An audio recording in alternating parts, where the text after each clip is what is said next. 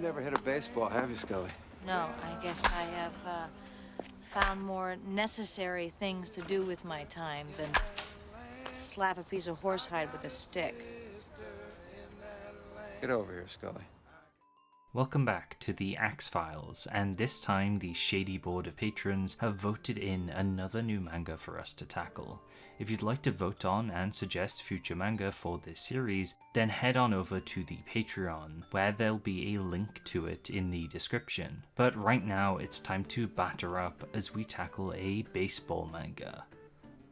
Full name: Nine Dragons Ball Parade, or Kowloon's Ball Parade. Start date: February 15th, 2021. End date: July 5th, 2021. Total chapters: 20, plus 2 bonus chapters compiled into 3 volumes. Nine Dragons Ball Parade was created by an author-artist duo.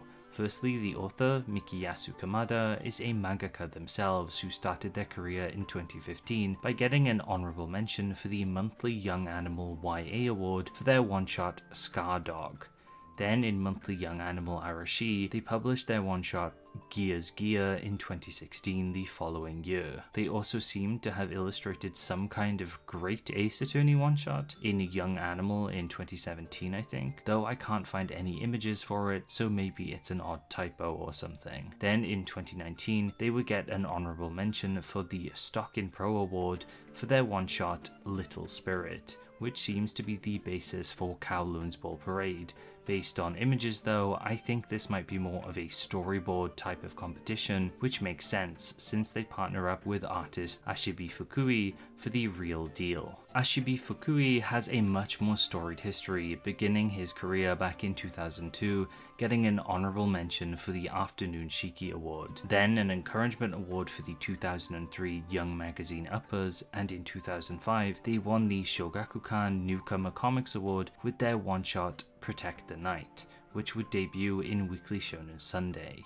Following this, they would find themselves working as an assistant under Makoto Raiku on Zatch Bell until that ended, and in the meantime, they published several one-shots, culminating in their final one, Makoto's Trial Boxing, becoming a full series called Real Deal Champion in Gessan magazine, running from 2007 to 2011, and being a body swap boxing story, with the manga changing perspectives frequently and having red and blue corner volumes for both of the characters. They would follow this up in 2014 with A Liar is the Beginning of a Lord, a manga following 2 children in the Edo period, with one telling a big lie so the other vows to become a samurai to protect them. It lasted 5 total volumes and ended in 2017. In 2019, we would then see Natsu 1959, a time travel period baseball manga in Shonen Sunday, though it would only last 26 chapters. It followed a pitcher who gets sent back in time to 1959, where they'd attempt to take on the Koshin with their own grandpa, who is a child in this time period. And then finally, after all this magazine hopping, Fukui would find himself with Kamada serializing Nine Dragons Ball Parade in Weekly Shonen Jump in 2021. We begin our story with Tamao Azukida, who dreams of one day joining the strongest high school baseball team in Japan, Hakuo. Enamored by their domination on the baseball world, Azu trains rigorously for 2 years, down to tracking all of his runs, caloric intake, and a whole manner of other stats, hoping that what he lacks in raw talent for the sport, he will make up for in knowledge, and he's perhaps the most prepared player for Hakuo's upcoming tryouts. But no matter how prepared he is, there's one thing he can't really account for, which is other people and how they act, especially ones he has no data on, like Tao Ryudo, a freewheeling, laid-back boy with one hell of a pitch. Together they complete all the entry tests in Hakuo's tryouts, with the final one being a practice game where the entrants are split into 2 teams. Here Azu struggles as nobody listens to his signs or strategy, but with some help from Ryudo they manage to pull the team together and win. Despite his best efforts though, and Azu being the MVP of the match, Hakuo rejects him. They don't need smart players, they need perfectly fit soldiers soldiers who listen to the strategies concocted by their team of analysts. I think the beginning of the manga really hits. You get to see how much effort Azu has put in to reach his dream, but at the final hurdle, it feels like he's simply denied for being who he is. But Ryudo, who followed him out of the tryouts, tries to ease his pain, saying he himself turned down the offer to join Hakuo because the team simply isn't the type of baseball he wants to play. In his words, it's no fun. And then he propositions Azu to join him to form the best baseball team ever since he's his dream catcher. Azu then brings up some good points though. As freewheeling as Ryudo is, he could be throwing away everything here, a chance at the biggest and most successful team which could lead to future career opportunities in baseball, and there aren't really any other players for them to recruit anymore because the good ones have all been snatched up. They aren't the only people in this conversation though, since they're being stalked by Karen Kurotaki. Surprise, motherfucker! Who emerges from a cardboard box. You can actually see her in the very first chapter, which I think is a fun detail. She essentially gives the story what it needs on a silver platter to bring these two together. Full scholarships at a school called Kokuryozan, who were once famous with their 9 dragons, who once won the Koshin 3 years in a row. I'm not sure how I feel about this development because it's pretty sudden and fortuitous. I feel it also takes some of the realism and depth out of the story because it's so convenient, but the two accept and join and make plans to recruit future members.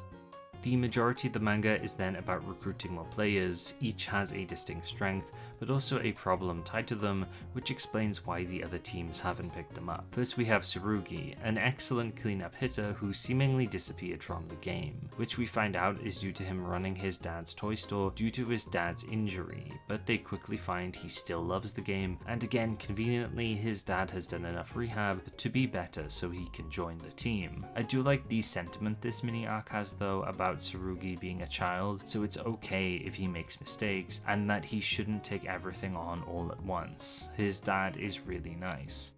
We then have Tsubaki, the shortstop, who is probably my favourite character. He's very prideful, effeminate, and isn't afraid to speak out and be mouthy, which gets him into trouble, but he easily joins the group after a practice game. After this though, the manga starts to struggle, throwing the next 3 players into the team with no real characterization, whilst also introducing new rivals because it needs to get a move on. We then get a further 3 fodder characters to round out the team and move on to the final tournament. Nine Dragons Ball Parade then has 4 chapters to finish the manga. It rushes through the tournament games, but at least it gives us some great spreads, which is the one thing this manga definitely deserves praise for. It's really well drawn. The character designs are very appealing. It's also rich with detail, but I never found it cluttered, since all the big impact moments stand out easily, as do most of the talking scenes. It's a well structured and paneled manga that's quite nice to read. Unfortunately, the content we get in this portion is exceptionally rushed, and it chooses to focus on a new character who has a very similar personality to Tsubaki. I'd be lying if I said I didn't enjoy it, but there is this sinking feeling that the manga is just going to end suddenly and that this baseball game doesn't really matter, and that's kind of the case. They win this match and it just ends with them advancing onto the quarterfinals. It's a hollow feeling victory.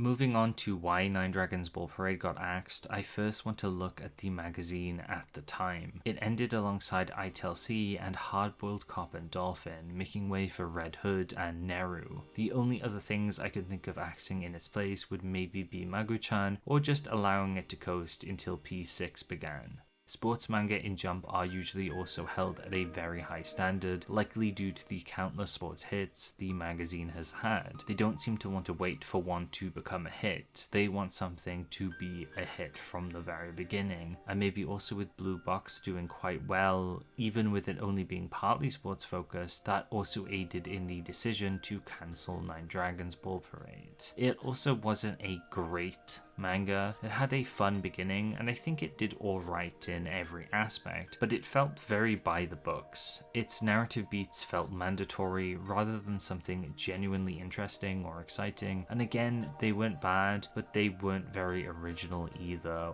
or well developed in any sense. As soon as a character's issue had been solved, they kind of just faded into the background and remained that way with no real extra conflict aside from a couple of characters here and there. It's also possible that this type of story is just too slow for the modern manga landscape, and it's something that's been done many times before, so perhaps people weren't all that interested in reading it week by week. Overall, it's passable, but Jump doesn't want a passable sports series, they want a hit sports series. But what do others think about Nine Dragons Ball Parade? The Discord had a few things to say, but overall I got less responses than usual, possibly because this video has been produced during a busy time, or because people simply might not have much to say. I did get a few in-depth responses though, first from Millie, who found it better binge-read than weekly, but overall after rereading found it to be just fine. I like their perspective of seeing it more as a baseball team building series rather than a sports first series, although that's also a downside, with it not really having the characters and dialogue good enough to carry it while it slowly assembled its pieces. There's also some good critique here of it not explaining baseball thoroughly enough, and Millie even proposes their own ideas of how to change the series in an attempt to save it, which were appreciated and I can see it helping potentially. I agree with their assessment of the art too, and of Tsubaki, who is by far the best character and the one that stands out the most, which Sarah comes in to say they enjoyed the slow build of the team and that it needed more time to cook, and absolutely it did. I'm not sure if it would have been the best sports manga ever, but it's an example of a work that would thrive if given more time, and it being rushed only served to hinder it. You could say this about every manga ever, but Nine Dragons definitely felt like it was planned out far ahead of time, and slowly getting to know the team would have been a lot of fun. It's a series that really needed that extra time to slowly build things up. Hiranasu pretty much agrees with this too, pointing that Jump isn't very friendly to manga that take their time building things up, and it taking so long to assemble a fraction of the team is likely what killed it. Mask chimed in too, remembering it fondly, but upon re-examining it, they found it did meander a bit and proposed that if it did start with actual games, it could have survived longer like Rugby Rumble in Jump Plus currently. We also got a couple of jokester replies, one from Crash saying it wasn't Rookies, which is a great Jump baseball manga that you should absolutely check out if you liked Nine Dragons. And Random OP Analyzer also dropped in to say, balls.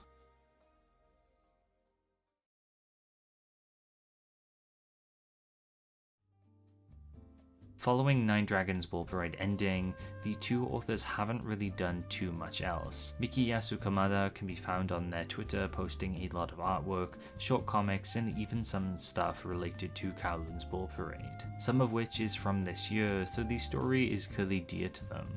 They seem to be still improving and drawing, so perhaps we'll see them again someday. Ashibi Fukui actually had another serialization that began at the same time as Nine Dragons Ball Parade, R.E. Sukeban Deka, a reimagining of the 1976 shoujo classic following a delinquent girl called Saki who solves mysteries and fights other delinquent gangs with a metal yo-yo. But instead of being set in the Showa era, it's now set in the Reiwa era. It's still ongoing to this day in Princess Magazine, so Ashibi Fukui is still working on something at least. The design for Saki also looks strikingly similar to Tsubaki from Nine Dragons Ball Parade 2, which I think is pretty funny. Shut up, Mulder. I'm playing baseball.